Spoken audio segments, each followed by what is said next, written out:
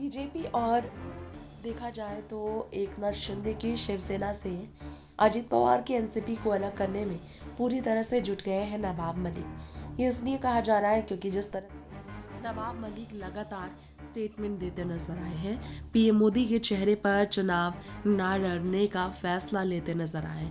उन्होंने ये तय किया कि वो बीजेपी से सीएम योगी हो या पीएम मोदी, किसी के भी बारे में बोलने से नहीं हिचकिचाएंगे। योगी जी के बटेंगे तो कटेंगे वाले नारे के वो खिलाफ बोले और उन्होंने इस तरह के नारों को सरासर गलत कहा। जनहित में नहीं होना चाहिए इस तरह का नारा जारी, ये उनका कहना था।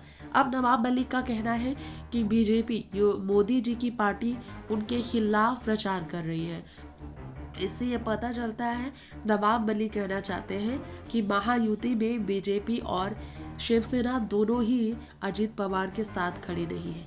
नवाब मलिक चाहते भी हैं कि अजीत एक बार फिर से घर वापसी करें, ऐसा उन्होंने स्टेटमेंट भी दिया था। अजीत और शरद को मिलाने के लिए नवाब मलिक बीजेपी और शिवसेना से अजीत को अलग करके ही रहेंगे। उनके पिछले कुछ दिनों के लगातार बयान भी कुछ ऐसे ही इशारे कर रहे थे।